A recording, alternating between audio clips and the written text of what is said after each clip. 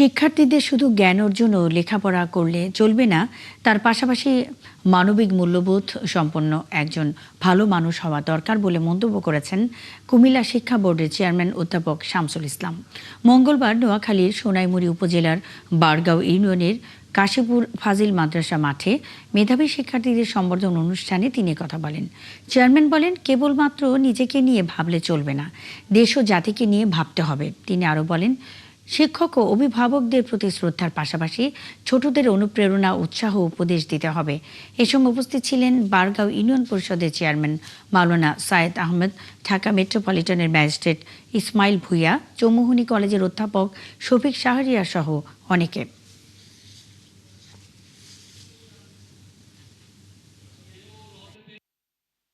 সবচেয়ে বড় কথা হচ্ছে শুধু জ্ঞান অর্জন করলে চলবে না, লেখাপড়া করলে চলবে না, একজন ভালো মানুষ হতে হবে, মানবিক মূল্যবোধ সম্পন্ন একজন মানুষ হতে হবে এবং শুধুমাত্র নিজেকে নিয়ে ভাবলে চলবে না। আমি যে ইউনিভার্সিটিতে পড়াশোনা করি, যে ঢাকা বিশ্ববিদ্যালয়ে পড়ালেখা করেছি, আমার পেছনে সরকার কত টাকা ব্যয় করেছে, অনেক টাকা ব্যয় করেছে, কত রকমের সুযোগ সুবিধা আমি ভোগ করেছি ঢাকার প্রাণকেন্দ্রে থেকে, কিন্তু আমি এই জাতিকে কি দিয়েছি?